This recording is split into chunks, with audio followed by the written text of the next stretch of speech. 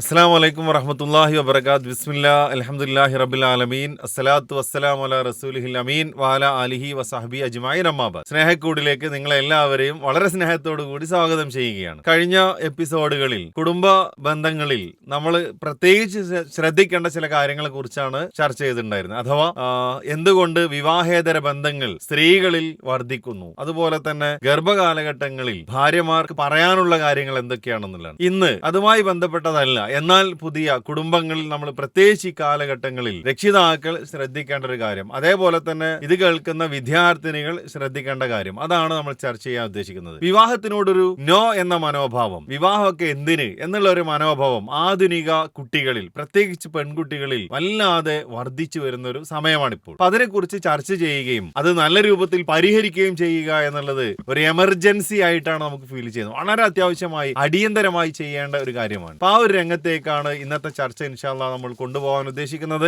ഇന്നത്തെ ചർച്ചയിൽ പങ്കെടുക്കുന്നത് സർ തന്നെയാണ്. നിങ്ങൾക്ക് എല്ലാവർക്കും വേണ്ടി അദ്ദേഹത്തിനെ വളരെ സ്നേഹത്തോടു കൂടി സ്വാഗതം ചെയ്യണം. അസ്സലാമു അലൈക്കും. നമ്മൾ ചർച്ചയിലേക്ക് പ്രവേശിക്കുക. ഡയറക്റ്റ് ആയിട്ട് നമുക്ക് കയറാൻ തോന്നുന്നു. വിവാഹത്തോടൊരു നോ എന്നുള്ളത് പ്രത്യേകിച്ച് പെൺകുട്ടികളോട്, പണ്ട് സ്കൂൾ ഒരു അധ്യാപകൻ എന്നുള്ള നിലയ്ക്ക് നമുക്കൊക്കെ ഉള്ള അനുഭവങ്ങൾ, സ്വാഭാവികമായിട്ട് രക്ഷിതാക്കളുടെ അടുത്ത് കിട്ടുന്ന കാര്യങ്ങൾ, ഒരു 18 വയസ്സ് കഴിഞ്ഞ് എന്തെങ്കിലുമൊക്കെ പഠിക്കുന്നുണ്ടെങ്കിലും വിവാഹം കഴിച്ചിട്ട് നിക്കാഹ് കഴിച്ചിട്ടെങ്കിലും പഠിച്ചോട്ടെ, തുടർന്നോട്ടെ എന്നുള്ള പറയാറുണ്ട്. പക്ഷെ രക്ഷിതാക്കൾക്ക് അതാണ് ഇപ്പോഴും ആഗ്രഹം. പക്ഷെ പെൺകുട്ടികൾ ഞങ്ങൾക്ക് വിവാഹമേ വേണ്ട എന്നതാണ് ഭൂരിഭാഗം പെൺകുട്ടികൾ എന്ന് പറയണില്ലെങ്കിലും കുറച്ചെങ്കിലും പെൺകുട്ടികൾക്കുള്ളത് എന്നാണ്. ആ ഒരു ചിന്ത വല്ലാതെ വർദ്ധിച്ചു വരുന്നുണ്ട്. What is the reason and what is the solution? ഇവിടെ ഷമീം സാർ പറഞ്ഞ കാര്യം വളരെ സത്യമാണ്. കാരണം ഞാനൊരു വനിതാ കോളേജിലാണ് 32 വർഷമായി പഠിപ്പിച്ചുകൊണ്ടിരിക്കുന്നത്. എന്റെ അനുഭവത്തിൽ നിന്ന് പുതിയ തലമുറയിൽപ്പെട്ട കുട്ടികൾ വിവാഹത്തോട് ഒരു തരം നീരസം അല്ലെങ്കിൽ നോ പറയുന്ന ഒരു മാനസികാവസ്ഥ രൂപീകരിക്കപ്പെട്ടിട്ടുണ്ടെന്ന് പറയാൻ പറ്റും. അതിന്റെ ഏറ്റവും പ്രധാനപ്പെട്ട ഒരു കാരണം, മുമ്പ് കാലങ്ങളിൽ പെൺകുട്ടികളുടെ പഠനം, അതിന്റെ സാധ്യത, അതിന്റെ ശതമാനമൊക്കെ വളരെ കുറവായിരുന്നു. ഒരു കാലത്ത് പെൺകുട്ടികൾ പഠനത്തിൽ വളരെ പിന്നോക്കാവസ്ഥയിലായിരുന്നു. പിന്നീട് പെൺകുട്ടികളുടെ എണ്ണം ആൺകുട്ടികളെ ഹൈജാക്ക് ചെയ്യുന്ന ഒരവസ്ഥയിലേക്ക് പോയി. ഏറ്റവും കൂടുതൽ വിദ്യാഭ്യാസ സ്ഥാപനങ്ങളിൽ ഒരു 80% പെൺകുട്ടികളാണ് ഹയർ എഡ്യൂക്കേഷൻ സെക്ടറിൽ പഠിച്ചുകൊണ്ടിരിക്കുന്നത്. അപ്പോൾ വിദ്യാ മേഖലയിൽ പെൺകുട്ടികൾ പഠിക്കാൻ വേണ്ടി പോകുമ്പോൾ പൊതുവെ രക്ഷിതാക്കൾ പറയുന്ന ഒരു ഡയലോഗ് ഉണ്ട്, വളരെ പ്രധാനമാണ്. ഇത് പലപ്പോഴും നമ്മളും പറഞ്ഞിട്ടുണ്ടാവും. നീ നിന്റെ സ്വന്തം കാലിൽ നിൽക്കണം കേട്ടോ, നീ പഠിച്ച് നിന്റെ സ്വന്തം കാലിൽ നിൽക്കണം. ഇത് പറയുമ്പോ ഒരു പോസിറ്റീവ് നോട്ടിലായിരിക്കും രക്ഷിതാവ് പറഞ്ഞിട്ടുണ്ടാവുക. അതായത് നീ പഠിച്ച് നീ നല്ല ഒരു പൊസിഷനിൽ എത്തണം എന്നുള്ളതാണ് പറഞ്ഞത്. അത് കുട്ടി അങ്ങ് സാക്ഷാത്കരിക്കുകയാണ് യഥാർത്ഥത്തിൽ ചെയ്യുന്നത്. അപ്പൊ പഠിക്കാൻ വേണ്ടിയിട്ട് സ്ഥാപനത്തിലേക്ക് പറഞ്ഞയക്കുമ്പോൾ ജീവിതത്തിന്റെ ലക്ഷ്യം എന്താണ് എന്ന് നമ്മൾ പറഞ്ഞു കൊടുക്കുന്നില്ല. ജീവിതത്തിന്റെ ആത്യന്തിക ലക്ഷ്യം എന്ത് എന്ന് ഒരു ഗോൾ സെറ്റ് ചെയ്യാനാണ് രക്ഷിതാവ് ആദ്യം ശ്രദ്ധിക്കേണ്ടത്.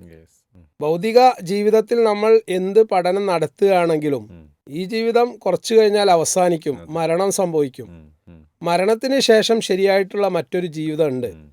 ആ ജീവിതത്തിൽ ആത്യന്തികമായ വിജയം കരസ്ഥമാക്കുക എന്നുള്ളതാണ് നമ്മുടെ ലക്ഷ്യം. എന്നാൽ ജീവിത ഉപഹാരങ്ങൾ കിട്ടാൻ വേണ്ടി, സമാഹരിക്കാൻ വേണ്ടി ഒരു നല്ല ജോലി സമ്പാദിക്കുക, നല്ല വിദ്യാഭ്യാസം സ്വായത്തമാക്കുക എന്നുള്ളത് അനിവാര്യമാണ്. അപ്പൊ ഈ കരിയർ ഓറിയന്റഡ് ആയ ഒരു തോട്ട് അത് പെൺകുട്ടികളിൽ ഇന്ന് വ്യാപകമാണ്. പഠിച്ച് ഉയരങ്ങളിലെത്തണം, ഒരു പ്രൊഫഷൻ കരസ്ഥാക്കണം, അത് പ്രൊമോട്ട് ചെയ്യുന്ന ഒരു സാഹചര്യം രക്ഷിതാക്കളിലുണ്ട്. കാരണം എല്ലാ വിഷയങ്ങൾക്കും A+ കിട്ടണം. A+ കിട്ടിയിട്ടില്ലെങ്കിൽ എന്തോ പാതകം ചെയ്ത ഒരു സമീപനമാണ് അധ്യാപകർക്ക് പോലും കുട്ടികളോടുള്ളത്. ഇത് യഥാർത്ഥത്തിൽ ഏറ്റവും വലിയ മണ്ടത്തരാണ്. എല്ലാ വിഷയങ്ങൾക്കും എല്ലാ കുട്ടികൾക്കും A+ കിട്ടിക്കഴിഞ്ഞാൽ പിന്നെ നമുക്ക് വേണ്ട ഉപജീവനത്തിന് ആവശ്യമായ കൃഷി ഇറക്കാനും കന്നുകൂട്ടാനും ട്രാക്ടർ ഓടിക്കാനൊക്കെ ആരാ ഉണ്ടാവുക? എല്ലാവർക്കും കൂടി A+ കിട്ടിയപ്പോൾ അവരെ കിട്ടൂലല്ലോ. അപ്പോൾ അള്ളാഹു ദൈവം മനുഷ്യനെ വ്യത്യസ്തമായ അഭിരുചിയിലും താല്പര്യത്തിലും കഴിവിലുമാണ് സംവിധാനിച്ചത്. ഇന്ന സഅയക്കും ലശത്ത. അത് നമ്മൾ ആദ്യം മനസ്സിലാക്കുക. ലക്ഷ്യം നിർവചിക്കുമ്പോൾ പഠനത്തിന്റെ ആത്യന്തിക ലക്ഷ്യം ജോലിയല്ല. അത് ഒരു നല്ല കുട്ടിയെ വളർത്തിക്കൊണ്ടുവരാൻ, ഒരു നല്ല രക്ഷിതാവാൻ, നല്ല കുടുംബജീവിതം നയിക്കാൻ ഏറ്റവും നല്ല വിദ്യാഭ്യാസം വേണം. ഇനി ജോലിക്ക് പോവേണ്ട ഘട്ടത്തിൽ ജോലിക്ക് പോവുകയും വേണം. അപ്പൊ ഈ കുട്ടികൾക്ക് ജീവിതത്തെ സംബന്ധിച്ച് ശരിയായ ഒരു വിഷൻ, സമ്മാനിക്കാൻ ഏറ്റവും നല്ല പ്രാധാന്യം ചെറുപ്പം തൊട്ട് ഉം. രക്ഷിതാക്കൾ ശ്രദ്ധിച്ചിട്ടുണ്ടെങ്കിൽ ഒരു കാഴ്ചപ്പാട് രൂപീകരിക്കാൻ പറ്റും. അതെ. എന്നാൽ കുട്ടികൾ സ്വയം കാഴ്ചപ്പാട് രൂപീകരിക്കുന്ന പ്രായം എത്തുകയും ഉം. അവരെ നമ്മൾ തുറന്നു വിടുകയും ചെയ്യാണ്. ഉം. കോളേജ് ക്യാമ്പസിൽ എത്തിയിട്ടുണ്ടെങ്കിൽ ഉം. ഈ കുട്ടികളെ സ്വാധീനിക്കുന്നത് സാഹിത്യങ്ങളാണ്, ആ. ഉം. ലിബറൽ ആശയങ്ങളാണ്, ഉം. സമാന മനസ്കതയുള്ള ഫ്രീ തിങ്കേഴ്സാണ്. അതെ. ഉം. സ്വാഭാവികമായിട്ടും അവരാഗ്രഹിക്കുന്നത് ഫ്രീഡാണ്. ഉം. ഈ ഫ്രീഡം ആസ്വദിച്ച് കഴിഞ്ഞിട്ടുണ്ടെങ്കിൽ ഉം. ഒരു തകരാറുണ്ട്. സാധാരണ പറയാറുണ്ട്, ആസ്വാദനം അതിന്റെ മാക്സിമം തലത്തിലേക്ക് പോയാൽ പിന്നെ തിരിച്ച് ആ. കേജിലേക്ക് വന്ന് കയറാൻ പറ്റൂല. ഇല്ല. അതെ. ഉം. അപ്പം നമ്മൾ സർവ്വസ്വതന്ത്രരായിട്ട് അവരെ വിടുമ്പോൾ ആ. അവര് മനസ്സിലാക്കുകയാണ് ഞങ്ങളുടെ എല്ലാ സ്വാതന്ത്ര്യവും എൻ്റെ വിവാഹത്തിൽ കൂടി ഹനിക്കപ്പെടുന്ന ഒരു വിവാഹ ജീവിതത്തിലേക്ക് ഞാൻ എന്തിനാ പോകുന്നത്? ആ. ഉം. ഉം. എനിക്ക് വേണ്ടത് എന്താണ്? സ്വാതന്ത്ര്യമാണ്. ഉം. സ്വാതന്ത്ര്യമാണ് എല്ലാം. ഉം. ഉം. എന്നാൽ എല്ലാ കാലത്തും സ്വാതന്ത്ര്യം കിട്ടിക്കഴിഞ്ഞാൽ ഉം. കിട്ടേണ്ട പരമപ്രധാനമായ കുറെ കാര്യങ്ങൾ നഷ്ടപ്പെടുമെന്ന ചിന്ത ഉം. ഈ പഠിക്കുന്ന സമയത്ത് കുട്ടികൾക്ക് ഉണ്ടാവില്ല. അത് പറഞ്ഞ് മനസ്സിലാക്കി കൊടുക്കേണ്ടത് രക്ഷിതാക്കളായ നമ്മളാണ്. അതാണ് ഒന്നാമതായിട്ട് സൂചിപ്പിക്കേണ്ടത്. ഒരു സ്വതന്ത്ര ചിന്തകളാണ് പലപ്പോഴും വിവാഹത്തോട് നോ എന്ന് പറയാൻ കാരണമായി തീരുന്നത്. അപ്പൊ സ്വതന്ത്ര ചിന്ത എന്ന് പറയുന്നത് നമ്മുടെ യഥാർത്ഥ ജീവിതത്തിനെ നശിപ്പിക്കുന്നതാണ് പലപ്പോഴും ഇതുപോലുള്ള സ്വതന്ത്ര ചിന്തകൾ എന്നുള്ളതാണ് നിങ്ങൾ അടിവരയിട്ട് പറഞ്ഞത്. അഥവാ നമ്മൾ ഇവിടെ ജീവിക്കുന്നത് മഹാനായ റസൂൽ സല്ലല്ലാഹു അലൈഹി വസല്ലം പഠിപ്പിച്ചതുപോലെ അല്ലേ, കടലിൽ മുക്കി ഒരു കൈ മുക്കിയിട്ട് ഇങ്ങനെ പൊന്തിച്ചിട്ട് അതിൽ നിന്നും വീഴുന്ന 1-2 തുള്ളികൾ മാത്രമാണ് ഈ ലോകത്തിലെ നമ്മുടെ ജീവിതം. ഈ സമുദ്രം കണക്കെയുള്ള വിശാലമായതാണ് പരലോകം എന്നുള്ളത്. അതാണ് ജീവിതത്തിന്റെ ലക്ഷ്യം. അല്ല, അത് നമുക്ക് ശരിക്കും ബോധ്യപ്പെടുത്താനാണല്ലോ പ്രകൃതി ദുരന്തങ്ങൾ ദൈവം ഇടക്ക് തരുന്നത്. അത് നമ്മൾ ചേർത്ത് വായിക്കണം. മുണ്ടക്കൈയിലും ചൂരൽ മലയിലും ഒക്കെ ദുരന്തങ്ങൾ ഉണ്ടായപ്പോ അവിടെ എത്ര പേർ മരണപ്പെട്ടു എന്ന് പോലും മനസ്സിലാക്കാൻ ആധുനിക സംവിധാനങ്ങൾക്ക് സാധിച്ചിട്ടില്ല. മനുഷ്യൻ എത്രയോ ദുർബലനാണ്. നീ എത്ര അഹങ്കരിച്ചിട്ടുണ്ടെങ്കിലും നിമിഷ നേരം കൊണ്ട് നിങ്ങളുടെ അഡ്രസ്സ് ഇവിടുന്ന് ഇല്ലാതാക്കാൻ എനിക്ക് സാധിക്കുമെന്ന വലിയ സന്ദേശമാണ് ദൈവം നൽകുന്നത്.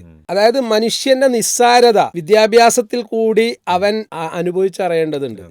എന്നാൽ ഇന്നത്തെ വിദ്യാഭ്യാസത്തിന്റെ ഏറ്റവും വലിയ ഫാൾട്ട് തിങ്കിങ് കപ്പാസിറ്റിയെ അവര് ബ്ലോക്ക് ചെയ്യുന്നുണ്ട് അല്ലെ. ഇന്നിപ്പോ പുതിയ 4 ഇയർ സെമിസ്റ്റർ ഡിഗ്രി സിസ്റ്റം വന്നു. അതിനുള്ള സംവിധാനങ്ങൾ പോലും കൃത്യമായി ആസൂത്രണം ചെയ്യാതെ അതങ്ങ് പുറത്തു വരികയാണ്.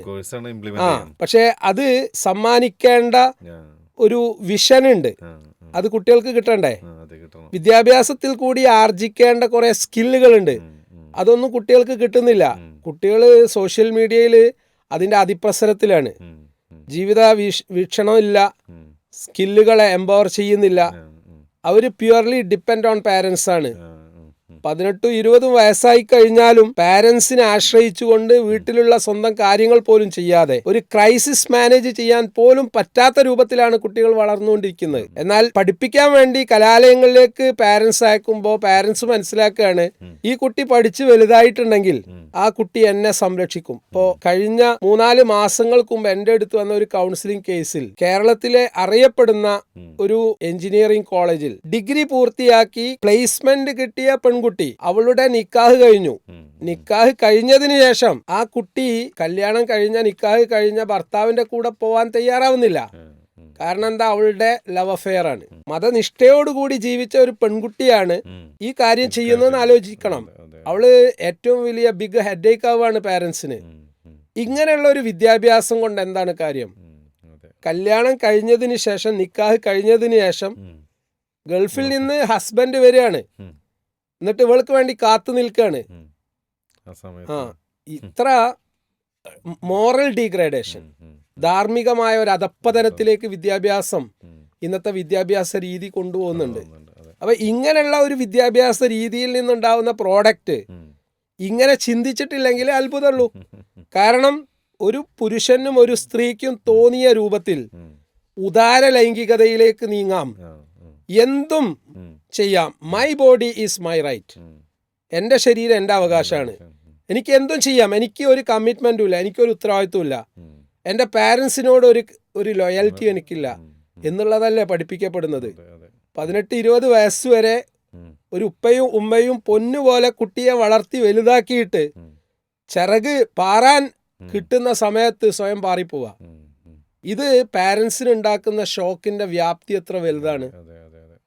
അപ്പോൾ ഇതിനെ പ്രൊമോട്ട് ചെയ്യുന്ന സാഹിത്യ രചനകളും സിലബസും കൂടിയാണ് ഇന്ന് കുട്ടികൾ പഠിപ്പിക്കപ്പെടുന്നത്. പലപ്പോഴും സാഹിത്യ ഗ്രന്ഥങ്ങളിൽ കൂടി സിലബസിൽ കൂടി സർവസ്വതന്ത്രമാകുന്ന ചിന്ത സന്നിവേശിപ്പിക്കപ്പെടുന്നുണ്ട്. കൂടെ തന്നെ അത് പ്രൊമോട്ട് ചെയ്യുന്ന സോഷ്യൽ മീഡിയ ഫ്രീ തിങ്കേഴ്സ് കുട്ടികളെ നന്നായി സ്വാധീനിക്കുന്നുണ്ട്. അതിലുപരി ധാർമ്മിക മതപാഠങ്ങൾ കിട്ടേണ്ട മദ്രസകൾ കുട്ടികൾക്ക് കിട്ടാതെ പോകുന്നു. അത് കുട്ടികൾ പഠിക്കുന്നില്ല. പിന്നെ മുതിർന്നു വരുന്ന സമയത്ത് മദ്രസ വിദ്യാഭ്യാസത്തിന്റെ ബാലപാഠങ്ങൾ കിട്ടാതെ പോകുമ്പോൾ അവരുടെ ഒരു റൂട്ട് നിശ്ചയിക്കുകയാണ്. പിന്നെ അതിനെ ചോദ്യം ചെയ്യാനുള്ള ഒരു മാനസിക കരുത്തൊന്നും രക്ഷിതാക്കൾക്ക് ഇല്ലതാനും. കാരണം പാരൻസിന് ഈ മക്കൾക്ക് റോൾ മോഡലാവാൻ സാധിക്കാതെ പോകുന്നു എന്നുള്ളതാണ് ഇന്ന് നമ്മൾ നേരിടുന്ന ഏറ്റവും വലിയ പ്രതിസന്ധി. ഇതൊരു ചെയിൻ പോലെയാണ്, പരസ്പരം ബന്ധിതമായി കിടക്കുകയാണ്. ആരാണ് ഉത്തരവാദികൾ എന്ന് ചോദിച്ചാൽ കറക്റ്റ് ഒരു ഉത്തരം ലഭിക്കാത്ത ഒരു ചിത്രമാണ് നമ്മുടെ മുന്നിലുള്ളത്. അവിടെ ഈ വിവാഹത്തോട് നോ പറയുന്ന കുട്ടികൾ മാത്രമല്ല കാരണക്കാർ. രക്ഷിതാക്കൾക്ക് അതിൽ ഉത്തരവാദിത്തമുണ്ട്, നമ്മുടെ സമൂഹത്തിന് അത് ഉത്തരവാദിത്തമുണ്ട്. ഇവിടെ സിലബസുകൾ നിർമ്മിച്ച് പഠിപ്പിക്കപ്പെടുന്ന എന്താ പറയുക, സർക്കാരുകൾക്ക്, വിവിധ സർക്കാരുകൾക്ക്, ഗവൺമെൻറ്റിന് അതിൻ്റെ ഉത്തരവാദിത്തമുണ്ട്. അപ്പോൾ മൊത്തത്തിൽ ലിങ്ക് ചെയ്ത് നിൽക്കുന്ന ഒരു ഘട്ടമാണിപ്പോൾ. ഈ ഒരു സമയത്ത് നമ്മളെ കുട്ടികൾ എന്തുകൊണ്ട് ഇതിനോട് വിവാഹത്തോട് നോ എന്ന് പറയുന്നുവെങ്കിൽ അതിലൊന്നാമത്തെ ഒരു കാര്യം പറയണത് വിദ്യാഭ്യാസപരമായിട്ട് സിലബസിലൂടെയൊക്കെ അവർക്ക് കിട്ടുന്നത് ധാർമ്മിക മൂല്യങ്ങളെ കാത്തു സൂക്ഷിക്കാനുള്ള ഒരു പ്രോത്സാഹനമോ അതല്ലെങ്കിൽ അതിന് വേണ്ട ഒരു സൗകര്യമോ ഇല്ല എന്നുള്ളത്. പലപ്പോഴും അതിനെ ഡീമോട്ടിവേറ്റ് ചെയ്യുന്ന സാഹചര്യമാണ് ഇവിടെ നിലനിൽക്കുന്നതും പഠിപ്പിക്കപ്പെടുന്നതും. അവിടെ സർവ്വസ്വതന്ത്രരായി എന്തും ചെയ്യാമെന്നുള്ളൊരു ചിന്തയിലേക്ക് കുട്ടികൾ കടന്നു വരുമ്പോൾ അവർക്ക് വിവാഹത്തിനോട് നോ പറയാനേ സാധിക്കൂ. അപ്പോൾ അത് ശ്രദ്ധിക്കേണ്ട ആളുകൾ മുഴുവനും ശ്രദ്ധിക്കുക. രക്ഷിതാക്കൾ മാതൃകകളായി മാറേണ്ടതുണ്ട്. അതുപോലെ തന്നെ ഇവിടെ കുട്ടികൾക്ക് വേണ്ടി പഠിപ്പിക്കപ്പെടുന്ന സിലബസുകൾ അതിനുവേണ്ടി അനുയോജ്യമായ, കാരണം ഒരു അധാർമികമായ സമൂഹം വളർന്നു കഴിഞ്ഞാൽ അരാജകത്വമേ ഇവിടെ ഉണ്ടാവുള്ളൂ. സാർ, ഇവിടെ ഇത് പറയുമ്പോൾ എനിക്ക് നിങ്ങളോട് ചോദിക്കാനുള്ള അടുത്തൊരു ചോദ്യം, സ്വാഭാവികമായിട്ടും നമ്മുടെ ഒരു ഇന്ത്യൻ കൾച്ചർ എന്ന് പറയുന്നത് പാശ്ചാത്യരെ അനുകരിക്കുക എന്നുള്ളതാണ്. പക്ഷെ പാശ്ചാത്യരായ ആളുകൾ ഇങ്ങനത്തെ ഒരു സിസ്റ്റം, ഒരു ലിബറൽ ചിന്താഗതിയൊക്കെ വിട്ട്, അത് മുമ്പുണ്ടായിരുന്നു അവിടെ അല്ലേ, പണ്ട് ഫാദർലെസ് അമേരിക്ക എന്നൊക്കെ പറഞ്ഞ് വലിയ ചർച്ചകൾ നമ്മുടെ നാട്ടിൽ. പക്ഷെ അവരൊക്കെ അതിൽ നിന്ന് മാറി ഒരുപാട് നല്ല ഇപ്പൊ അവിടെ സംഭവിക്കുന്നത് ലിവിങ് ടുഗദർ കൾച്ചറിൽ നിന്ന് മാറി സ്പിരിച്വാലിറ്റിയിലേക്ക്, ആത്മീയതയിലേക്ക് അവർ തിരിച്ചു പോവാണ്. കാരണം ജീവിത ലക്ഷ്യം എന്ത് എന്ന് കൃത്യമായി നിർവചിക്കപ്പെടുകയും ആത്മീയത അവരുടെ ജീവിതത്തിൽ ആസ്വദിക്കുകയും ചെയ്യുമ്പോൾ പരിഷ്കൃത സമൂഹം അതിനെ പിന്നെ കുപ്പത്തൊട്ടിയിൽ എറിഞ്ഞിട്ടുണ്ട്. എന്നിട്ട് നമ്മൾ എന്ത് ചെയ്യണു, അതിനെ വാരിപ്പുണരാൻ വേണ്ടിയിട്ടാണ് ഇന്ന് മാധ്യമങ്ങളും അതുപോലെ തന്നെ സിലബസുകളൊക്കെ ശ്രമിക്കുന്നത്. അതിന്റെ ഭാഗമാണ് LGBTQ അല്ലേ. ഇപ്പൊ ഒരു കുട്ടിക്ക് അവന്റെ അല്ലെങ്കിൽ അവളുടെ മനസ്സിൽ തോന്നുകയാണ് ഞാനൊരു പെൺകുട്ടിയാണ്, ആ പെൺകുട്ടിയാണ് എന്ന തോന്നൽ ഉണ്ടാകുമ്പോൾ അതിന് വേണ്ടിയിട്ട് വ്യാഖ്യാനിക്കുന്ന അല്ലെങ്കിൽ അതിനെ സാധൂകരിക്കുന്ന രൂപത്തിലുള്ള കാര്യങ്ങൾ, ലെസ്ബിയനിസത്തെയും ഹോമോസെക്സ്വാലിറ്റിയെയും സ്വവർഗരതി അല്ലെ, ഒരു പ്രവാചക സമൂഹത്തെ നശിപ്പിക്കാനുണ്ടായ പ്രധാനപ്പെട്ട കാരണം എന്താണ്? സ്വവർഗരതിയാണ്, വ്യഭിചാരാണ്. അപ്പൊ നമ്മൾ അതിനെ പ്രൊമോട്ട് ചെയ്യാണ്. ഒരു 4-5 വർഷം മുമ്പ് വരെ ഹോമോസെക്സ്വൽസിനോടുണ്ടായിരുന്ന സമീപനമല്ല ഇന്ന് നമ്മൾ സ്വീകരിക്കുന്നത്. കാരണം അതിൽ വലിയ മാറ്റം ഉണ്ടായിട്ടുണ്ട്. അപ്പോൾ പെൺകുട്ടികൾ ലെസ്ബിയൻ ഒരാറ്റിറ്റ്യൂഡിലേക്ക് പരിവർത്തിക്കപ്പെടുമ്പോൾ അവർ മനസ്സിലാക്കുന്നത് സുഖം ആസ്വദിക്കുക എന്നുള്ളത് മാത്രമാണ് ഇതിൻ്റെ താല്പര്യം എന്നാണ്. എന്നാൽ ഇവിടെ ഒരു പ്രോക്രിയേഷൻ നടന്നിട്ടില്ലെങ്കിൽ, പ്രജനനം നടന്നിട്ടില്ലെങ്കിൽ അടുത്ത തലമുറയല്ല. ഇപ്പോൾ ഇവിടെയുള്ള ആൺകുട്ടികളും പെൺകുട്ടികളും വിവാഹം കഴിക്കുകയില്ല എന്ന തീരുമാനം എടുത്തിട്ടുണ്ടെങ്കിൽ എന്താണ് ആത്യന്തികമായിട്ട് ഉണ്ടാവാൻ പോകുന്നത്? ഇവിടെ പുതിയ തലമുറ ഉണ്ടാവില്ല. ഇവരെങ്ങനെ ജനിച്ചു? ഇപ്പോ ചൈനയെ പോലെയുള്ള രാജ്യങ്ങളിൽ ഉണ്ടായ വലിയ അപകടങ്ങൾ നമുക്കറിയാം. ഒരു കാലത്ത് അവരെടുത്ത തീരുമാനം ഇന്ന് അവർ സഫർ ചെയ്യാണ്. എന്നാൽ ലോകരാജ്യങ്ങളിൽ എല്ലാവരും ഉറ്റുനോക്കുന്ന ഒരു വലിയ രാജ്യം ഇന്ത്യയാണ്. ഇന്ത്യയെ ഉറ്റുനോക്കാനുള്ള പ്രധാനപ്പെട്ട കാരണം എല്ലാ പ്രോഡക്റ്റുകളുടെയും ഹബ്ബ്, മാർക്കറ്റിംഗ് ഹബ്ബ് ഇന്ത്യയാണ്. അപ്പോൾ ഇവിടെയുള്ള ഈ ജനസംഖ്യ എല്ലാവർക്കും തലവേദനയാണ്. കാരണം ഏറ്റവും നല്ല റിസോഴ്സ് ഈ രാജ്യത്തിൽ നിന്നാണ് പുറത്തു വരുന്നത്. അപ്പോൾ അതിനെ ഷണ്ഡീകരിക്കണം, അതിനെ ഇല്ലാതാക്കണം. അതിനെ ഇല്ലാതാക്കണമെങ്കിൽ ഇത്തരത്തിലുള്ള വളരെ മനസ്സിന് ആനന്ദം പ്രത്യക്ഷമായി നൽകുന്ന ഇത്തരം ആസ്വാദനങ്ങളെ തുറന്നു വിടണം. അപ്പോൾ ആ തുറന്നു വിടുമ്പോൾ അവർ ഇതിൽ അഭിരമിക്കും. ഇപ്പോൾ നേരത്തെ നമ്മൾ സൂചിപ്പിച്ച ഈ പോൺ എഡിക്ഷനൊക്കെ അതിന്റെ ഭാഗമാണ്. ഈ പോൺ എഡിക്ഷനിലേക്ക് ഒരാൾ എത്തിക്കഴിഞ്ഞിട്ടുണ്ടെങ്കിൽ അയാൾ ഒരു രോഗിയായി മാറുന്നു. ഡ്രഗ് അഡിക്ഷനിലെത്തിയ രോഗിയായി മാറുന്നു. ഇങ്ങനെ കുറേ രോഗികളെ യുവാക്കളിലും യുവതികളിലും സൃഷ്ടിക്കുക. സ്വാഭാവികമായിട്ടും അവർക്ക് ചിന്ത വർക്ക് ചെയ്യൂല. അവർ രാജ്യത്തെക്കുറിച്ച് ചിന്തിക്കില്ല, പ്രശ്നങ്ങളെക്കുറിച്ച് ചിന്തിക്കില്ല, പ്രതികരണം ഉണ്ടാവില്ല. അപ്പൊ അങ്ങനെയുള്ള ഒരു തലമുറയെ ഉണ്ടാക്കി കഴിയുക. അപ്പൊ അവരെന്ത് ചെയ്യും? മാക്സിമം ജീവിതം ആസ്വദിക്കണം. ആസ്വദിക്കുമ്പോൾ ഭാരമായിട്ടാണ് അവർക്ക് കല്യാണത്തെ കാണാൻ പറ്റുക. കാരണം അവരുടെ സ്വന്തം ജീവിതത്തിൽ മാതാപിതാക്കൾ കല്യാണം കഴിഞ്ഞ് ജീവിക്കുമ്പോൾ അസ്വാരസ്യങ്ങൾ ഉണ്ടാവുമല്ലോ, അല്ലേ? അതായത് അപ്പ് ആൻഡ് ഡൗൺസ് ഉള്ളതാണ് വിവാഹം. സുഖമുണ്ട്, ദുഃഖമുണ്ട്. അപ്പോൾ സ്വാഭാവികമായിട്ട് തൻ്റെ ഉപ്പ ഉമ്മ അവരുടെ ജീവിതത്തിൽ വല്ല അസ്വാരസ്യങ്ങളും ഉണ്ടായിട്ടുണ്ടെങ്കിൽ ഈ കുട്ടി ചിന്തിക്കുകയാണ്, ഞാൻ കല്യാണം കഴിച്ച് എന്തിനാണ് ഒരു മാറാപ്പ് തലയിലേറ്റുന്നത്? അതിനേക്കാളും നല്ലത് എന്താണ്? നല്ല വിദ്യാഭ്യാസം നേടി നല്ല ഒരു ജോലി സമ്പാദിച്ച് ഞാൻ എൻ്റെ റൂട്ടിൽ എൻ്റെ ഫ്രീഡത്തിൽ ജീവിക്കുക. ഇതാണ് ഈ വിവാഹം വേണ്ട എന്ന് പറയാൻ പെൺകുട്ടികളെ ഇന്ന് പ്രേരിപ്പിക്കുന്ന വളരെ പ്രധാനപ്പെട്ട മറ്റൊരു കാരണം.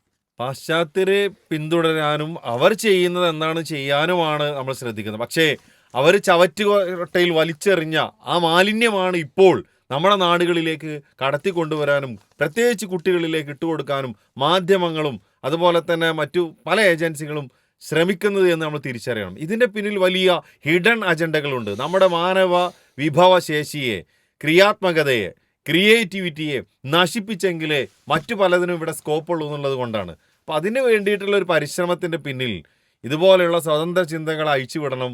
ലക്കും ലഗാനുമില്ലാത്തൊരു സമൂഹം, യുവസമൂഹം ഇവിടെ വളർന്നു വരണം. എന്നാലേ മറ്റുള്ള പല രാജ്യങ്ങൾക്കും അവരുടെ നേട്ടങ്ങൾ ഉണ്ടാക്കാൻ പറ്റുള്ളൂ. അപ്പോൾ സാറ് പറഞ്ഞ പോലെ തന്നെ ഒരു ഹിഡൻ അജണ്ടയാണത്. നമ്മുടെ മാനവിക വിഭവശേഷിയെ ഇവിടെ ക്രിയേറ്റീവ് ആയിട്ടുള്ള ഈ ചിന്തകൾ ഇതിൽ നമ്മൾ ചേർത്ത് വായിക്കേണ്ട ഒരു കാര്യമുണ്ട്. ഇവിടെ അംബാനി ഗ്രൂപ്പിന്റെ ഒരു വിവാഹം സെലിബ്രേറ്റ് ചെയ്യപ്പെട്ടു, അല്ലേ? ആ വിവാഹത്തിൽ പങ്കെടുത്ത ആളുകൾ എത്ര കോടിയാണ് അതിനു വേണ്ടിയിട്ട് സ്പെൻഡ് ചെയ്തത്? മീഡിയ പറയുന്നത് 5000 കോടി എന്നാ. പക്ഷെ 5000 കോടി ചിലവഴിച്ച് അംബാനി നടത്തിയ ആ വിവാഹത്തിൽ പങ്കെടുത്തവരൊക്കെ സെലിബ്രിറ്റീസ് ആണ്. ആ പങ്കെടുത്ത ആളുകളെല്ലാം തന്നെ അവരുടെ വിപണന തന്ത്രത്തിന്റെ ഭാഗമായിട്ട് തന്നെയാണ് അതിൽ പങ്കെടുത്തത്. ആ വിവാഹത്തിലേക്ക് സാധാരണക്കാരായ പാവപ്പെട്ട ഒരാളെയും ക്ഷണിച്ചിട്ടില്ല. എന്നാൽ ഈ പാവപ്പെട്ട ആളുകളാണ് അദ്ദേഹത്തിന്റെ പ്രോഡക്റ്റുകൾ മുഴുവൻ വാങ്ങുന്നത്. ഇപ്പൊ ഈ അടുത്ത കാലത്തായിട്ട് നമ്മുടെ കേരളത്തിൽ രൂപം കൊണ്ട ഈ ബ്യൂട്ടി കൺസെപ്റ്റ്, അല്ലെ, ബ്യൂട്ടി കൾച്ചർ, പെൺകുട്ടികളൊക്കെ ലിപ്സ്റ്റിക്കും അതേപോലെയുള്ള കോസ്മെറ്റിക് മെറ്റീരിയൽസും ധാരാളമായിട്ട് ഉപയോഗിച്ചുകൊണ്ടിരിക്കുന്നു. ഈ പെൺകുട്ടികളുടെ ഒക്കെ ബാഗിൽ അതാണ്. സാധാരണക്കാരായ കുട്ടികൾ പോലും കോസ്മെറ്റിക് മെറ്റീരിയൽസ് ധാരാളമായി വാങ്ങുന്നു. അപ്പോൾ ഇവരുണ്ടാക്കുന്ന സെലിബ്രിറ്റീസ് അവരുടെ പരസ്യങ്ങളിൽ കൂടി വിപണനം ചെയ്യുന്ന പ്രോഡക്റ്റുകൾ വാങ്ങുന്നത് ആരാണ്? സാധാരണക്കാരിൽ സാധാരണക്കാരനായ ആളുകളാണ്. ഇവർക്ക് ഒരാളെയും കല്യാണത്തിന് വിളിക്കുകയോ അവർക്ക് ചെലവ് കൊടുക്കുകയോ ഒരു പാർട്ടി ഉണ്ടാക്കുകയോ ചെയ്യാതെ 5000 കോടി ചിലവഴിച്ചിട്ട് ആഘോഷിച്ചത് ഈ വലിയ ആളുകളെ മാത്രമാണ്. ഇതിൽ നിന്ന് നമുക്ക് എന്താ മനസ്സിലാവുന്നത്? രണ്ടാമത്തെ സംഗതി, ഓൺലൈനായിട്ടുള്ള കച്ചവടങ്ങളിൽ കൂടി ഇവിടെയുള്ള ചെറുകിട വ്യാപാരികൾ മുഴുവൻ മൂലക്കിരുത്തി, അല്ലേ? ഇതൊന്നും ആരും ചിന്തിക്കുന്നില്ല. അതായത് സമ്പന്നരായ ആളുകൾ വലിയ സമ്പന്നരായി മാറുമ്പോൾ പാവപ്പെട്ടവർ പാവപ്പെട്ടവരായി തന്നെ ജീവിക്കാൻ വിധിക്കപ്പെടുന്നു. ഇതൊക്കെ ഇതിനോട് ചേർത്ത് വായിക്കേണ്ട കാര്യങ്ങളാണ്. അപ്പോൾ ഒരു വിവാഹത്തോട് നോ എന്നുള്ള ഒരു സംഗതി വരുന്നതോടുകൂടി നമ്മുടെ പോപ്പുലേഷനാണ് കൺട്രോൾ ചെയ്യപ്പെടാൻ പോകുന്നത്. ഇവിടെ വ്യാഖ്യാനിക്കപ്പെടുന്നത് അധികം പോപ്പുലേഷൻ ഉണ്ടായിട്ടുണ്ടെങ്കിൽ നമ്മുടെ രാജ്യം അവരെങ്ങനെ പോറ്റി വളർത്തുന്നാണ് ഇവർ ചിന്തിക്കുന്നത്. എന്നാൽ അധികം പോപ്പുലേഷൻ ഉണ്ടാവുമ്പോൾ ദൈവം അത് ഇല്ലാതാക്കാനുള്ള വഴി വേറുണ്ട്. ഇപ്പോൾ മുണ്ടക്കൈയിലും അതുപോലെ ചൂരൽമലയിലൊക്കെ ദുരന്തം ഉണ്ടായപ്പോൾ 1-2 മിനിറ്റുകൾ കൊണ്ട് എത്ര മരണങ്ങൾ അവിടെ സംഭവിച്ചു. അപ്പോൾ ഒരു ബാലൻസ് കീപ്പ് ചെയ്യാൻ ദൈവത്തിൻ്റെതായ ഇടപെടൽ ഇവിടെ വേറെ നടക്കുന്നുണ്ട്. അത് നമ്മളാരും ഇടപെടേണ്ടതില്ല. എന്നാൽ ഒരു പോപ്പുലേഷൻ എന്ന് പറയുന്ന ഏറ്റവും വലിയ സ്ട്രെങ്ത് ആണ്, അല്ലെ? ഒരു വീട്ടില് 5 അംഗങ്ങൾ ഉണ്ടെങ്കിൽ 5 പേരും ജോലിക്ക് പോകുന്നവരാണെങ്കിൽ അവിടെ എക്കണോമിക് സെക്യൂരിറ്റി ഉണ്ടാവുന്നുണ്ട്. നമ്മുടെ ആളുകൾ കണക്കൂട്ടുന്നത് 5 കുട്ടികളെ പഠിപ്പിച്ച് വലുതാക്കാനുള്ള ഫിനാൻഷ്യൽ കപ്പാസിറ്റി എനിക്കില്ല എന്നുള്ളതാണ്. അത് നെഗറ്റീവ് തോട്ടാ. നേരെ മറിച്ച് ആ 5 കുട്ടികളെ പഠിപ്പിക്കാനും ഉയരങ്ങളിൽ എത്തിക്കാനും അവരെ സംരംഭകത്വത്തിലേക്ക് കൊണ്ടുപോകാനും സാധിക്കുന്നുള്ള ക്രിയേറ്റീവ് തിങ്കിങ് ആണല്ലോ യുവ സമൂഹത്തിന് നമ്മൾ കൊടുക്കേണ്ടത്. ഇത് നമ്മൾ കൊടുക്കുന്നില്ല. റിസോഴ്സുകളെ പരമാവധി എക്സ്പ്ലോയിറ്റ് ചെയ്യാനുള്ള സ്കിൽ എംപവർമെന്റിന് ബദൽ ഉള്ളതിനെ നെഗറ്റീവിസം കൊണ്ട് തളർത്താനാണ് ശ്രമിച്ചുകൊണ്ടിരിക്കുന്നത്. സ്വാഭാവികമായിട്ട് കുട്ടികൾ എവിടെ എത്തൂല. ഇന്ത്യയിലുള്ള വിദ്യാഭ്യാസ സിസ്റ്റത്തിൽ ന്യൂനതകൾ വരുമ്പോൾ സ്വാഭാവികമായിട്ട് കുട്ടികൾ എഡ്യൂക്കേഷന് വേണ്ടി മറ്റു രാജ്യങ്ങളെ ഡിപ്പെൻഡ് ചെയ്യുന്നു. ഇതൊക്കെ നമ്മൾ കാണാതെ പോവാണ്. അപ്പോൾ ഇവിടെ നമ്മുടെ വിഷയം പെൺകുട്ടികൾ വിവാഹത്തോട് നോ പറയാനുള്ള കാരണം എന്ത് എന്നുള്ളതാണ്. വികലമായ ജീവിത വീക്ഷണങ്ങളാണ് അതിന്റെ ഏറ്റവും പ്രധാനപ്പെട്ട കാരണം. അതുപോലെ ജീവിതശൈലി മാറി. പണ്ട് SSLC തോറ്റ അല്ലെങ്കിൽ 8ാം ക്ലാസ് വരെ പഠനം നടത്തിയ ഒരു ഉമ്മ ഹൈലി കമ്മിറ്റഡ് ആയി കുടുംബത്തെ ഏറ്റവും മനോഹരമായി സംവിധാനിച്ചിരുന്നു. അന്നിവിടെ പ്രശ്നങ്ങൾ വളരെ കുറവായിരുന്നു. എന്നാൽ ഇന്ന് വിദ്യ കൂടുന്നതിനനുസരിച്ച് ഫാമിലി ലൈഫ് ഏറ്റവും കലുഷിതമാവുകയാണ് ചെയ്യുന്നത്. അതിനുള്ള ബേസിക് റീസൺ എന്താന്ന് വെച്ചാൽ ആത്മീയ തലത്തിലുള്ള വിദ്യാഭ്യാസം, മോറൽ എഡ്യൂക്കേഷൻ കൊടുക്കുന്നില്ല, വാല്യൂ ബേസ്ഡ് എഡ്യൂക്കേഷൻ കൊടുക്കില്ല. അപ്പോൾ വാല്യൂ ബേസ്ഡ് എഡ്യൂക്കേഷനും മെറ്റീരിയൽ എഡ്യൂക്കേഷനും ക്ലബ്ബ് ചെയ്യുന്ന ഘട്ടത്തിൽ മാത്രമേ ഒരു നല്ല സമൂഹ നിർമ്മിതി ഉണ്ടാവുള്ളൂ. അതാണ് അതിനുള്ള പരിഹാരം. അല്ലാതെ എല്ലാ പ്രശ്നങ്ങളുടെയും കാതലായ കാരണം മതമാണ് മതമാണ് മതമാണ് എന്ന് പറഞ്ഞിട്ട് ഈ മതത്തെ സൈഡ് ലൈൻ ചെയ്യാൻ വേണ്ടി, പാർശ്വവൽക്കരിക്കാൻ വേണ്ടിയിട്ടാണ് ശ്രമങ്ങൾ നടന്നുകൊണ്ടിരിക്കുന്നത്. അവിടെ നമ്മൾ ഇടപെടണം. കൃത്യമായ കാഴ്ചപ്പാട് യുവ സമൂഹത്തിന് ഉണ്ടാക്കി കൊടുക്കണം. നമ്മൾ കാണേണ്ടത് നമ്മുടെ രാജ്യം ഹിന്ദുക്കളും ക്രിസ്ത്യാനികളും മുസ്ലിങ്ങളും അടങ്ങുന്ന ഒരു വലിയ രാജ്യമാണ്. ഇവിടെ ഏറ്റവും വലിയ സമ്പന്നത ഹ്യൂമൻ റിസോഴ്സിലാണ്. ആ റിസോഴ്സിനെ ഒറ്റക്കെട്ടായി ഐക്യത്തോടു കൂടി നിന്നിട്ടുണ്ടെങ്കിൽ നമുക്ക് ഒരുപാട് വിപ്ലവങ്ങൾ പോസിറ്റീവായിട്ട് രാജ്യത്തുണ്ടാക്കാൻ പറ്റും. അതിന് ബദൽ നമ്മെ ഡിവൈഡ് ആൻഡ് റൂൾ എന്ന പ്രിൻസിപ്പിളിലേക്ക് പോയി അല്ലെ. ഇപ്പൊ വയനാട് ദുരന്തം ഉണ്ടായപ്പോ അവിടെ സഹായം ഒഴുകിയെത്തി. അവിടെ കമ്മ്യൂണിറ്റി നോക്കിയിട്ടല്ല, അവിടെയുള്ള മുസ്ലിമും ക്രിസ്ത്യാനിയും ഹിന്ദു ഒന്നിച്ചാണ്. അപ്പൊ അത് തന്നെയാണ് നമ്മൾ അവിടെ ശ്രദ്ധിക്കേണ്ട വലിയ കാര്യം. ആഗോളവൽക്കരണത്തിന്റെ ഭാഗമായി പല കോർപ്പറേറ്റ് സ്ഥാപനങ്ങളും ഏജൻസികളും കമ്പനികളും അവരുടെ പ്രോഡക്റ്റുകൾ വിറ്റഴിക്കാൻ വേണ്ടിയിട്ടുള്ള ഗൂഢമായ തന്ത്രങ്ങളുടെ ഭാഗമായി പല സെലിബ്രിറ്റികളെ കൊണ്ടുവന്ന് പലപ്പോഴും അവർ TV-യിലും സ്ക്രീനിലും കാണിക്കുന്ന വിഷ്വലുകൾ കണ്ട് ഇതാണ് യഥാർത്ഥ റിയൽ ലൈഫ് എന്ന് വിചാരിച്ചുകൊണ്ട് യഥാർത്ഥമായ ജീവിതം മൂടിവെച്ച് സ്ക്രീനിൽ മാത്രം അഭിനയിക്കുന്ന ആ അഭിനയങ്ങൾ കണ്ടുകൊണ്ടാണ് നമ്മുടെ കുട്ടികൾ വളരുന്നത്. അവിടെ യഥാർത്ഥ വീക്ഷണം എന്താണെന്ന് മനസ്സിലാക്കാത്ത, കാഴ്ചപ്പാടുകൾ തിരിച്ചറിയാതെ നമ്മുടെ കുട്ടികൾ പിന്നോട്ട് പോവുകയും ലോകത്തിനെ കുറിച്ചും അതുപോലെ തന്നെ സമൂഹത്തിനെ കുറിച്ചും മനസ്സിലാക്കാനും ധാർമ്മിക മൂല്യങ്ങളെ ഉൾക്കൊള്ളാനും സന്നദ്ധരാവുന്നില്ല എന്നുള്ളതാണ്. അതിനുള്ള അൾട്ടിമേറ്റ് സൊല്യൂഷൻ എന്ന് പറയുന്നത് ധാർമ്മിക മൂല്യങ്ങളെ കാത്തു സൂക്ഷിക്കൊണ്ട് ജീവിക്കുക എന്നുള്ളതാണ്. അവയെ മുറുകെ പിടിച്ച് ജീവിക്കുമ്പോൾ മാത്രമാണ് ഒരു മനുഷ്യന് മനുഷ്യനായി ജീവിക്കാൻ സാധിക്കൂ. അതില്ലാതെ വരുമ്പോഴാണ് ഇതുപോലുള്ള ചിന്താഗതികളൊക്കെ മനുഷ്യരെ അപജയം ഉണ്ടാക്കുന്നത്, അതുപോലെ തന്നെ മനുഷ്യരെ സ്വാധീനിക്കുന്നത്. പ്രത്യേകിച്ച് നമ്മുടെ പെൺകുട്ടികളെ വിവാഹത്തിനോട് പോലും ഒരു നോ എന്ന് പറയാനുള്ള കാരണമായി തീരുന്നത് എന്നാണ്. ഇനി ഇപ്പോൾ ഇതുമായി ബന്ധപ്പെട്ടുള്ള കാര്യങ്ങൾ ചർച്ച ചെയ്യുമ്പോൾ നമ്മളിപ്പോൾ വലിയ ഓരോ കാരണങ്ങൾ, ഇപ്പോൾ നിങ്ങൾ പറഞ്ഞ പോലെ തന്നെ മറ്റെന്താണ് മേക്കപ്പ് സാധനങ്ങളോട്, ഈ കോസ്മെറ്റിക് ഐറ്റംസിനോട് ഏറ്റവും കൂടുതൽ പ്രിയം കുട്ടികൾക്ക് കൂടി. നോർമൽ ചെറിയ ക്ലാസ്സിൽ പഠിക്കുന്ന കുട്ടികൾ പോലും സ്കൂളുകളിലേക്ക് അങ്ങനെ പോണത്. ഇപ്പൊ ഇവരൊക്കെ വിചാരിക്കുന്നത് ഇതൊക്കെയാണ് ജീവിതം എന്നാണ് ഇവരൊക്കെ. അതായത് ഒരു ഫാന്റസി വേൾഡിലാണ് ജീവിക്കുന്നത്. പിന്നെ ഇവരുണ്ടാക്കുന്ന ഒരു പരിപ്രേക്ഷ്യം എന്താന്ന് വെച്ചാൽ വിവാഹ ജീവിതം എന്ന് പറഞ്ഞാൽ ഇറ്റ് ഈസ് സറണ്ടറിങ് ഉള്ളതായിട്ടാണ് അവർ വ്യാഖ്യാനിക്കുന്നത്. അതായത് ഒരു പുരുഷന്റെ മുമ്പിൽ സ്ത്രീ അടിയറ വെക്കുകയാണ് എന്നാണ് അവർ പഠിപ്പിക്കുന്നത്. എന്നാൽ ഒരു സ്ത്രീയും പുരുഷനും അവരുടെ മനഃശാസ്ത്രം വ്യത്യസ്തമാണ്. സ്ത്രീയും പുരുഷനും ഇണയും തുണയുമായി അല്ലെ, ഭാര്യ ഭർത്താവല്ല. ഇസ്ലാം അതിനെ കാണുന്നത് ഇണ തുണ എന്നാണ്. അപ്പോൾ ആ ഒരു സമന്വയത്തിൽ ജീവിക്കുമ്പോൾ അവിടെ വാങ്ങലും കൊടുക്കലും രണ്ടും ഉണ്ട്. ഒരിക്കലും അവര് അടിയറ വെക്കല്ല, അവര് പരസ്പരം റെസ്പെക്ട് ചെയ്ത് മനസ്സറിഞ്ഞാണ് പെരുമാറുന്നത്. അതിൽ കൂടി ഉണ്ടാവുന്ന ഒരു ആനന്ദ നിർവൃതിയുണ്ട്, സെക്സ്വൽ ഹെൽത്ത് ഉണ്ട്, അതുപോലെയുള്ള ജീവിത സന്തോഷമുണ്ട്. ഇതിന്റെ പോസിറ്റീവ്സ് ഹൈലൈറ്റ് ചെയ്യുന്നില്ല, നെഗറ്റീവ്സ് മാത്രമാണ്. അതായത് നിങ്ങൾ ഒരു ഭർത്താവിന്റെ കീഴിൽ ജീവിക്കുകയാണ് എന്നാണ് വരുത്തി തീർക്കുന്നത്. എന്നാൽ അവർ ചിന്തിക്കാതെ പോകുന്ന എന്താണ്? അവരുടെ ഉമ്മ, അവരുടെ ഉപ്പ, അവരുടെ അച്ഛൻ, അവരുടെ അമ്മ, അവരുടെ സഹോദരങ്ങള്, ഇവരൊക്കെ ഒരു ഫ്രാറ്റേണിറ്റിയായി വളരെ നല്ല രൂപത്തിൽ ജീവിതം മുന്നോട്ട് പോകുന്നുണ്ടല്ലോ. അവിടെ ഉണ്ടാകുന്ന മാനസിക സംതൃപ്തിയും സന്തോഷവും ലിവിങ് ടുഗദർ കൾച്ചറിൽ ജീവിക്കുന്നവർക്കുണ്ടോ? ഒരിക്കലും. അവരുടെ ജീവിതം, ഈ സെലിബ്രിറ്റീസ് എന്ന് പറയുന്ന ആളുകൾ ആഘോഷിക്കുന്ന അവരുടെ ജീവിതം എന്താണ് അതിന്റെ ഔട്ട്കം? പിന്നെ നമ്മൾ കാണുന്നത് സൂയിസൈഡിങ്ങിലാണ്. അവർക്ക് ലക്ഷക്കണക്കിന് രൂപ ആസ്തി ഉണ്ടായിരിക്കും, അവര് ലോകം അറിയുന്ന സെലിബ്രിറ്റി ആയിരിക്കും അല്ലേ? ഇപ്പൊ സെലിബ്രിറ്റിയെ കൊണ്ടുവരാൻ വേണ്ടിയിട്ടാണ് 80-100 കോടി കൊടുത്തത് അംബാനി. ഈ സെലിബ്രിറ്റീസ് അഡ്വർടൈസ് ചെയ്യാണ്, അവരുടെ പ്രോഡക്ട്സ് ആണ് നമ്മുടെ ആളുകൾ പോയി വാങ്ങുന്നത്. പക്ഷെ അതാണ് റിയൽ ലൈഫ് എന്നാണ് ഈ റിയൽ ലൈഫിനെ ഇവർ മനസ്സിലാക്കുന്നത്. എന്നാൽ ജീവിതം യഥാർത്ഥത്തിൽ എന്താണ് എന്ന് വിദ്യാഭ്യാസത്തിൽ കൂടി കിട്ടുന്നില്ല എന്ന് നമ്മൾ മനസ്സിലാക്കിയിട്ട് അതിന് സമാന്തരമായ parallel education, moral education, spiritual education നമ്മൾ കൊടുക്കണം. അതാണ് പരിഹാരം. അതായത് നമ്മുടെ കുട്ടികളെ വളർത്തുന്ന ഘട്ടത്തിൽ ഒരു പാരന്റ് എന്നുള്ള നിലയിൽ ഏറ്റവും നല്ല പൗരനായി ജീവിക്കാൻ ആവശ്യമായ കാര്യങ്ങൾ എന്ത് എന്ന് കൃത്യമായ കാഴ്ചപ്പാടോടുകൂടി നാം എഡ്യൂക്കേറ്റ് ചെയ്യാൻ തയ്യാറാവുക എന്നുള്ളതാണ് പരിഹാരം. അല്ലാതെ ഇവിടുത്തെ സിലബസ് മാറട്ടെ എന്ന് വിചാരിച്ച് നമ്മൾ കാത്തിരുന്നാൽ നമുക്ക് നഷ്ടപ്പെടുന്നത് നമ്മുടെ മക്കളായിരിക്കും. അതുകൊണ്ട് വൈവാഹിക ജീവിതത്തോട് വിരക്തി ഉണ്ടാക്കുന്ന ഒരു രീതി ഇവിടെ ഉണ്ട്. അപ്പൊ അതിനു വേണ്ടിയിട്ട് വളരെ ആസൂത്രിതമായ ശ്രമങ്ങൾ നടക്കുന്നുണ്ട്. അവരുടെ താല്പര്യം കച്ചവട താല്പര്യമാണ് അല്ലെ?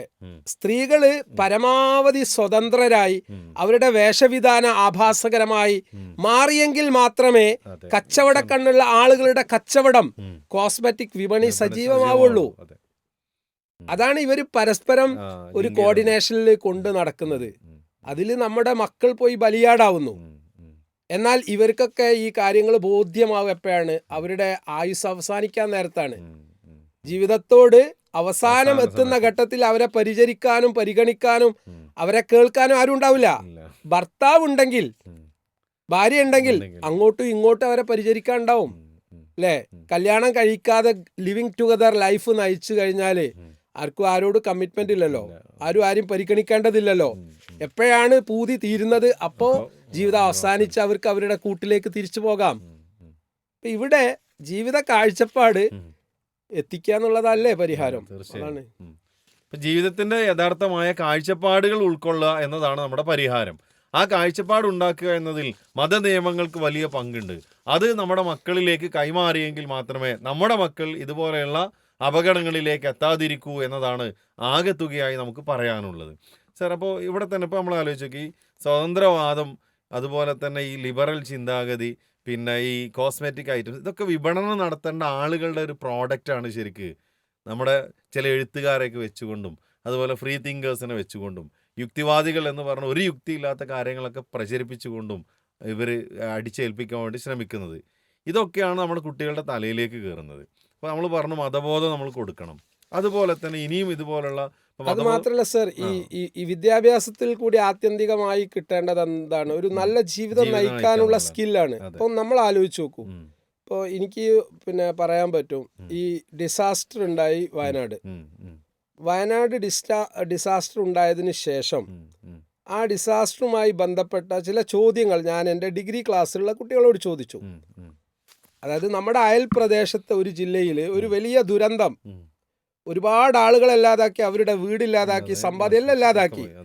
അപ്പോൾ സ്വാഭാവികമായി വിദ്യാഭ്യാസ സിസ്റ്റത്തിൽ വർക്ക് ചെയ്യുന്ന ഒരു പ്രവർത്തകൻ എന്നുള്ള അർത്ഥത്തിൽ എൻ്റെ വിദ്യാർത്ഥികളോട് എനിക്ക് സംവദിക്കാനുള്ള വിഷയം എന്താണ്? ഇത്തരം ഡിസാസ്റ്റേഴ്സ്, കാറ്റാസ്ട്രോഫീസ് നമ്മുടെ നാട്ടിൽ വന്നിട്ടുണ്ടെങ്കിൽ അത് കുട്ടികളെ നിങ്ങൾ എങ്ങനെ മാനേജ് ചെയ്യും? ഡിസാസ്റ്റർ മാനേജ്മെന്റ് ഗ്രൂപ്പായിട്ട് നിങ്ങൾ വർക്ക് ചെയ്യേണ്ടി വരും. എർത്ത് ക്വയ്ക്കോ അല്ലെങ്കിൽ സുനാമിയോ അല്ലെങ്കിൽ ഇതേപോലെയുള്ള പൊട്ടലോ ചീറ്റലോ ഒക്കെ ഉണ്ടായിക്കഴിഞ്ഞാൽ അവിടെ വിക്ടിംസ് ഉണ്ടാവുമല്ലോ. അവിടെ നിങ്ങൾ എങ്ങനെ ഇടപെടും? അതിനെക്കുറിച്ച് ചിന്തിക്കുന്ന പോലുമില്ല. കാരണം അപ്ഡേഷൻ ഇല്ല. കുട്ടികൾ ഇത്തരം കാര്യങ്ങൾ വായിക്കുന്നില്ല.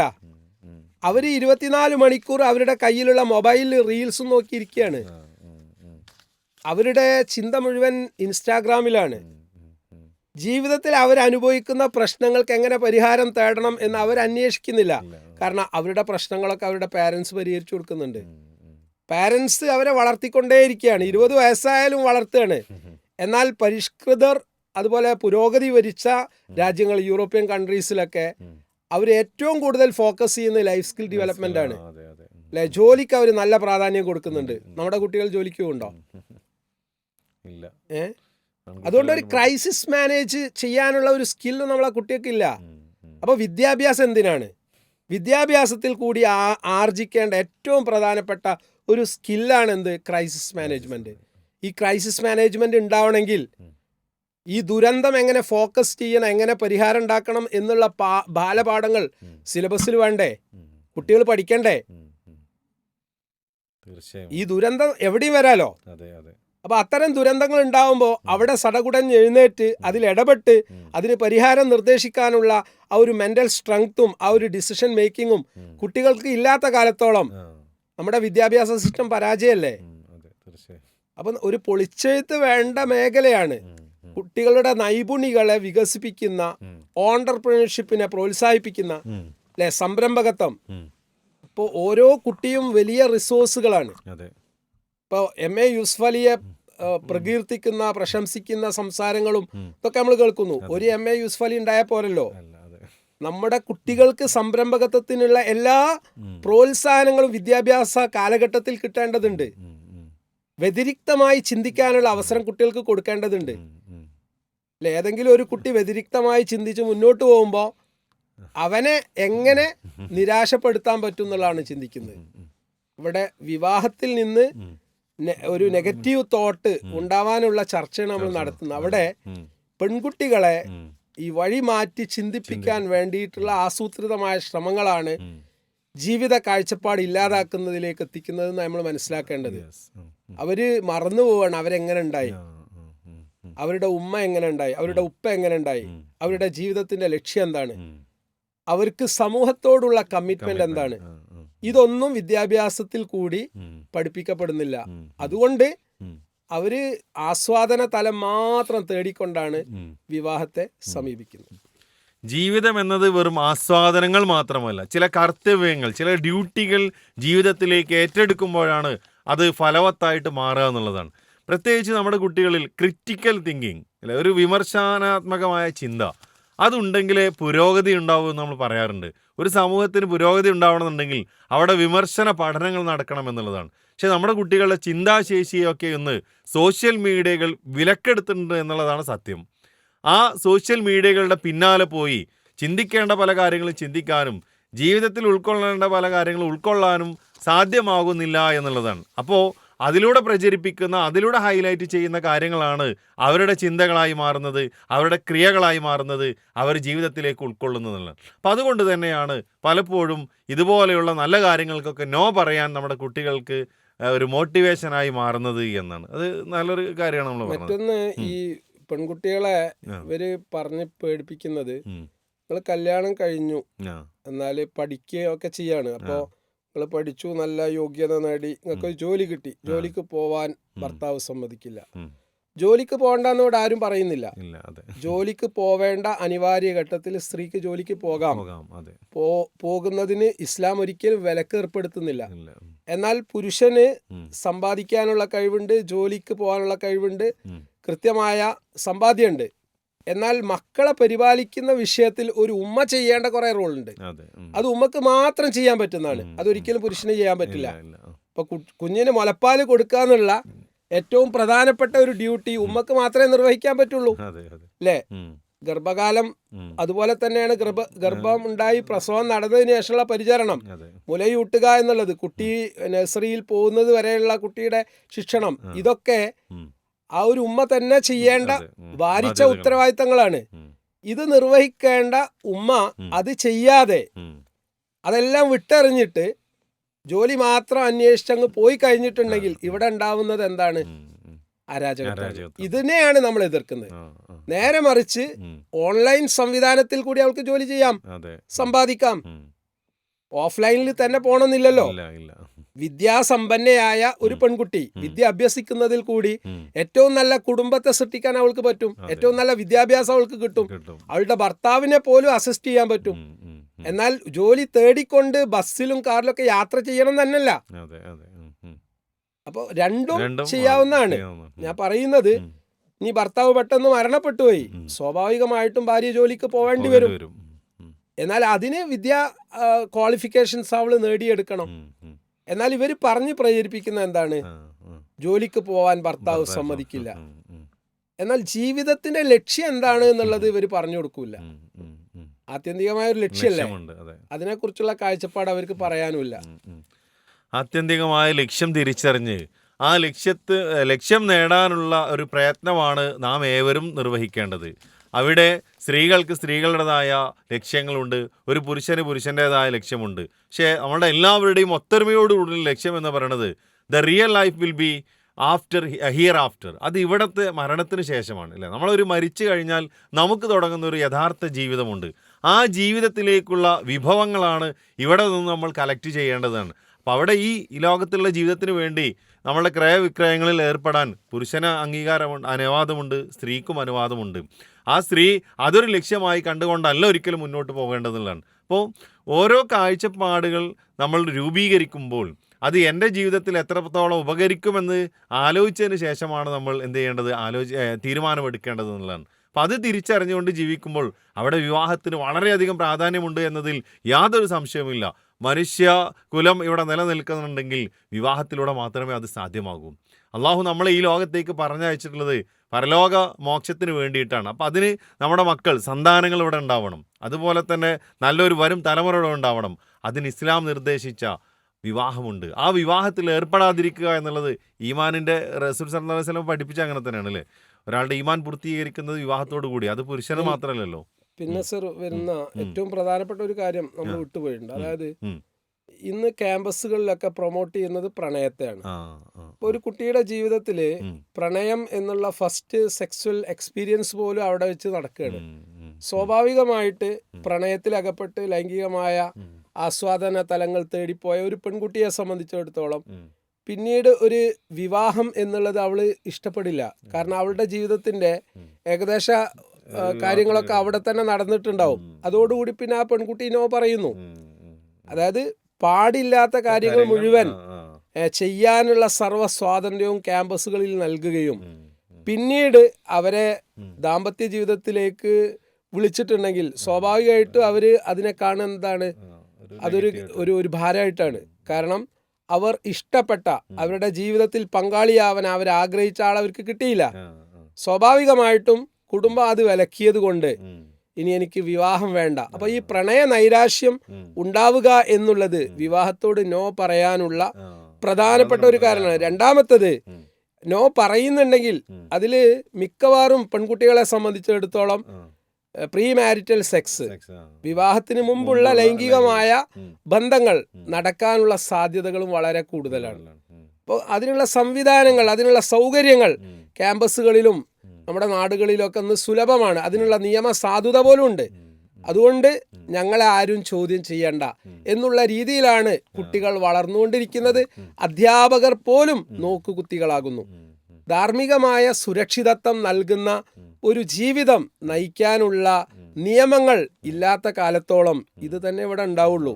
അതുകൊണ്ട് നമുക്ക് പറയാനുള്ള ഏറ്റവും പ്രധാനപ്പെട്ട കാര്യം, വിവാഹം എന്നുള്ള ഏറ്റവും മൂല്യമുള്ള, മനസ്സിന് സന്തോഷം നൽകുന്ന, സമാധാനം നൽകുന്ന ഒരു സംവിധാനം, അതൊരു ലീഗലായ പ്രോസസ്സാണ്. അതെല്ലാ മതങ്ങളും അനുശാസിക്കുന്നതാണ്. എന്നാൽ അരാജകത്വം എന്നുള്ളത് യഥാർത്ഥത്തിൽ ഇവിടെ മനസ്സമാധാനത്തെ ഇല്ലാതാക്കാനേ ഉപകരിക്കുള്ളൂ. ഈ രണ്ട് കാര്യങ്ങളും കൃത്യമായി ബോധ്യപ്പെടുത്തുക എന്നുള്ളതാണ് നമ്മൾ ചെയ്യേണ്ടത്. അതിനാവട്ടെ ഇത്തരത്തിലുള്ള ചർച്ചകൾ. അൽഹംദുലില്ലാ, ഇന്നത്തെ ഈ ഒരു ചർച്ചയിൽ ഒരുപാട് തീരുമാനങ്ങളിലേക്ക് എത്തിച്ചേരാൻ നമുക്ക് സാധിച്ചിട്ടുണ്ട്. ധാർമ്മികമായ മൂല്യങ്ങൾ ഉൾക്കൊണ്ടുകൊണ്ട് ജീവിക്കുക എന്നതാണ് പ്രിയപ്പെട്ടവരെ നമ്മുടെ എല്ലാ പ്രശ്നങ്ങൾക്കുള്ള പരിഹാരം. ആ പരിഹാരം ഉൾക്കൊണ്ടുകൊണ്ട് നമ്മൾ ജീവിക്കുക. പ്രത്യേകിച്ച് പെൺകുട്ടികൾ നോ എന്ന് പറയുന്ന പെൺകുട്ടികളോട് പ്രത്യേകിച്ച് ഉണർത്താനുള്ളത്, നമുക്ക് യഥാർത്ഥമായ ജീവിത ലക്ഷ്യം അവിടേക്ക് എത്താനുള്ള ഒരു പ്രധാനപ്പെട്ട മാർഗം കൂടിയാണ് നമ്മുടെ വിവാഹം. അതിലേക്ക് നിങ്ങൾ പ്രവേശിക്കണമെന്ന് കൂടി പറയുന്നു. അള്ളാഹു നമ്മളെ എല്ലാവരെയും അവൻ്റെ ഖൈറും ബർക്കത്തും നൽകി അനുഗ്രഹിക്കുമാറാവട്ടെ. നമ്മുടെ കുടുംബങ്ങളിൽ ഏറ്റവും നല്ല സന്തോഷം നൽകുമാറാവട്ടെ. നമ്മുടെ സന്താനങ്ങളിൽ അള്ളാഹു നമുക്ക് കൺകുളിർമ നൽകുമാറാവട്ടെ എന്ന് പ്രാർത്ഥിച്ചുകൊണ്ട് അവസാനിപ്പിക്കുകയാണ്. വാഖിറു ദഅ്വാനാ അൽഹംദുലില്ലാഹി റബ്ബിൽ ആലമീൻ. അസ്സലാമു അലൈക്കും.